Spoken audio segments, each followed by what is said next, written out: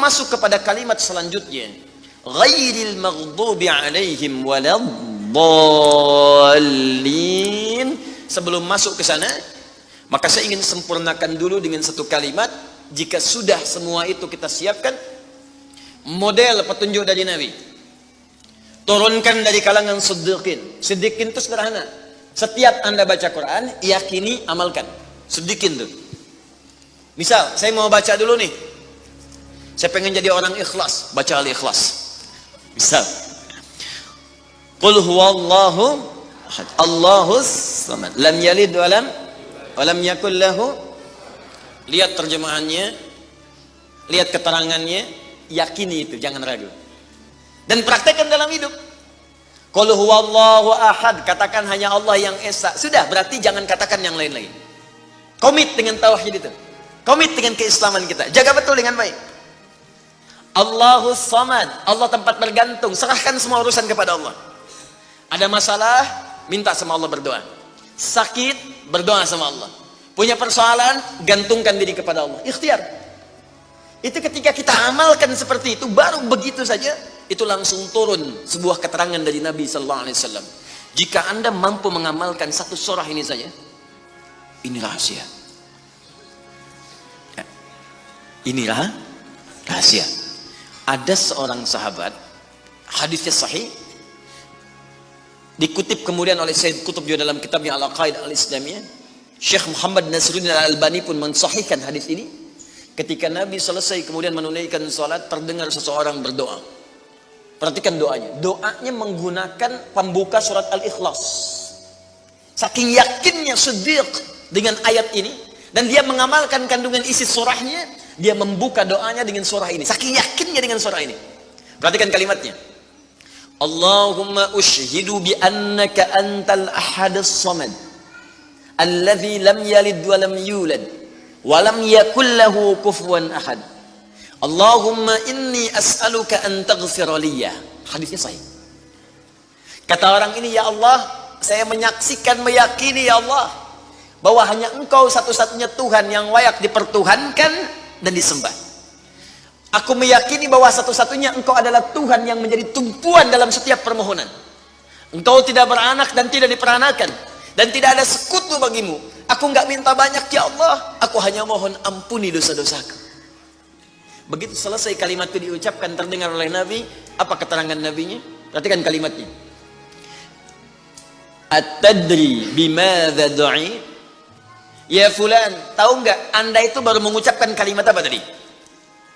Apakah engkau paham? Engkau baru mengucapkan kalimat apa tadi dalam berdoa? Kata orang ini, wallahu wa rasuluhu a'lam. Ya Rasul, saya enggak paham apa yang dimaksudkan kecuali Allah dan Rasul yang lebih mengetahui. Ini adab. Adab, walaupun gini, kalau Anda sedang mengerjakan sesuatu dan Anda paham dengan itu, kalau ada orang lebih pintar daripada kita, ustadz, ulama, apalagi nabi, nanya pada kita, maka adabnya bilang aja nggak tahu. Karena boleh jadi mereka memiliki hikmah yang belum sampai kita kepadanya. Kalau kita jawab, saya tahu ya Rasul, nggak akan nyampe kalimat nanti. Ya. Jadi kalau Anda sedang mengerjakan sesuatu, zikir misalnya, la ilaha illa anta subhanaka inni kuntu minadh dhalimin. Tanya ustaz, datang ustaz, masya Allah pak, zikirnya bagus banget, tahu nggak maksudnya? Tahu, lewat tuh ustaz udah. Bilang aja, belum ustaz, Allah Rasulullah alam. Oh begitu, kalau belum kenapa dibaca? Ya saya pernah dengar saja, maka diterangkan, begini maksudnya pak, begini, Anda dapat ilmu baru. Makanya sahabat seringkali kalau ditanya Rasulullah, bilangnya Allah Rasulullah alam, Allah Rasulullah alam, supaya dapat ilmu baru. Itu diantara rumus di ilmu hadis. Nah, ini kadang-kadang orang kita sekarang sahabat bukan, tabiin bukan, tanya tahu semua. Bahkan saat ditanya buka Google dulu. Ya udah, ngapain ada ustaz? Allah wa Rasulullah alam. Maka apa jawab Nabi? Laqad da'uta bi asma'illahil a'zam.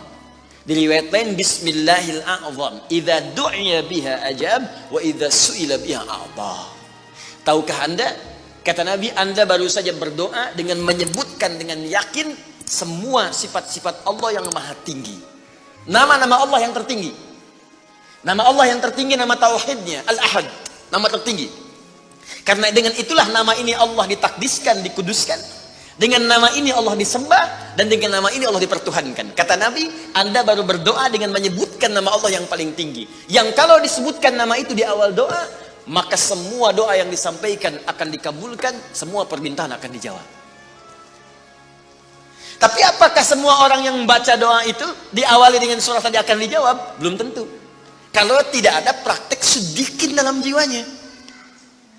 Orang dulu minta dijawab, orang sekarang sama kalimatnya. Usyhadu bi annaka antallahul ahad, as-samad, alladzi lam yalid wa lam yulad wa lam yakul lahu kufuwan ahad. Ya Allah, lancarkan rezeki saya. Tetap aja lambat dari atas. Kenapa? Karena inti ayat itu tidak dipraktekkan dulu. Diyakinkan dalam jiwa kita, benarkan ayat itu, amalkan, pakai dalam doa. Jadi, dan itu buktinya. Kemudian apa ciri orang yang akan cepat kemudian dirahmati oleh Allah dengan menjadikan 4 contoh yang kemarin sebagai model? Nabi, Siddiqin, Syuhada, satu lagi Salihin, orang yang mengumpulkan amal soleh. Ingat, semua Bapak Ibu sekalian, ingat kalimat ini. Saya perlambat sedikit. Bonus yang Allah berikan kepada orang yang menjadikan 4 ini sebagai model dalam kehidupan, bonus cepatnya, maka amalan yang ia kerjakan akan mempermudah doa dia dikabulkan. Tadi saya contohkan Siddiqin kan. Syuhada nggak usah ditanya. Orang-orang para syuhada itu bahkan sebelum wafatnya diberikan jalan-jalan kemudahan oleh Allah.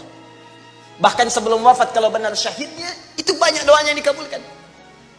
Bukankah para ulama bagian dari mujahid fisabilillah? Berapa banyak para ulama yang mengangkat tangannya dikabulkan?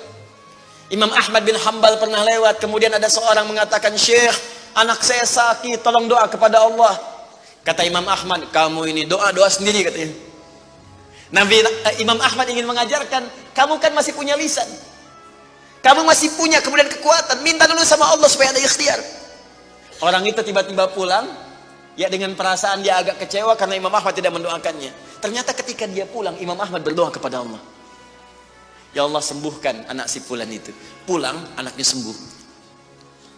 Allahu Akbar. Di doa ulama itu kalau benar kealimannya, kalau benar ilmunya dan khasyahnya kepada Allah, itu hujah di lisannya. Bahkan firasatnya nyata. Kadang dikasih dalam mimpi, kadang kemudian bermohon kepada Allah tanpa diketahui. Ada. Solihin juga demikian. Bahkan turun Quran surah ke-5 ayat 35. Ya. Paling kanan sebelah bawah. Ya ayyuhalladzina amanu taqullaha wabtaghu ilaihil wasilah. Hai orang-orang beriman, tingkatkan terus takwamu kepada Allah dan jadikan takwa itu sebagai wasilah untuk meminta kepada Allah dari apa yang engkau inginkan. Dan kalau Anda cari takwa di Quran, bentuknya amal soleh. Tidak pernah kalimat takwa disebutkan dalam Al-Quran kecuali pada umumnya akan menyebut amal soleh. Contoh, kalimat takwa pertama langsung disebutkan orangnya di Al-Baqarah ayat 2. Dzalikal kitabu la hudal lil. Siapa mutakin orang takwa di sini? Sebutkan ayat 3 dan 4-nya. Alladzina yu'minuna bil ghaib wa yuqimunas. Lihat sini. Iman dulu. Iman, baru kemudian salat. Masih ingat di pertemuan lalu, sebuah amal menjadi soleh kalau didahului oleh apa? Iman. Di iman itu nggak akan dipisahkan dengan amal soleh. Ada iman, maka amal berubah jadi soleh. Dalilnya Quran surah ke-103. Walas innal insana lafi illa alladzina amanu iman wa amilus soleh. Amal soleh. Apa wujudnya amal soleh itu? Jadi rumus cepatnya begini. Iman akan melahirkan sebuah amal yang dengan sifat iman ini menjadi soleh. Kalau iman dipadukan dengan amal soleh, maka akan berubah menjadi takwa namanya. Karena itu ketika Allah menyebutkan kalimat takwa dalam Al-Quran, baik dengan kata benda, ya, noun, muttaqin, muttaqun, atau kata kerja, verb, fi'il, tattaqun, yattaqun, ittaqau, pasti setelahnya akan bertemu dengan iman dan amal saleh. Dzalikal kitabu la hudalil. Siapa muttaqin orang takwa di sini? Alladzina yu'minuna bil ghaib wa iman lis salat. Wa mimma razaqnahum infaq, dan seterusnya. Al-Baqarah 183. Ya ayyuhalladzina amanu kutiba alaikumus. Iman, ya ayyuhalladzina amanu, kutiba alaikumussyam, puasa. Kama kutiba alal ladzina min la'allakum taqwa. Jelas? Maka ketika lihat rumusannya, lihat formulanya. Ini agak jarang dibahas ya. Perhatikan formulanya. Kata Allah di Quran surah ke-5 ayat ke-35. Ya ayyuhalladzina amanu. Hai orang-orang yang telah beriman. Alhamdulillah modal ini ada. Masih beriman? Alhamdulillah. Berarti modalnya sudah ada kan? Nih, yang dipanggil ini. Hai orang-orang yang telah beriman. Yang belum beriman tidak hai. Ittaqullah. Tingkatkan takwamu kepada Allah. Yang diminta ini. Perhatikan rumusnya. Hai orang-orang yang telah beriman, tingkatkan takwamu kepada Allah. Wabtaghu ilaihil wasilah. Dan carilah dengan peningkatan takwa ini wasilah untuk mengabulkan doa-doa yang kita mohonkan. Jadi kalau kita ingin cepat dikabulkan doanya, dituntaskan persoalan hidupnya, maka kata Allah rumusnya tingkatkan apa? Takwa. Sekarang kita ingin tingkatkan takwa, apa rumusnya? Takwa itu formulanya iman plus. Intinya di sini amal soleh. Jadi kalau kita kumpulkan amal soleh, kumpulkan, itu salah satunya ciri meningkatkan takwa. Kenapa takwa ditingkatkan? Untuk mengentaskan problem kehidupan kita.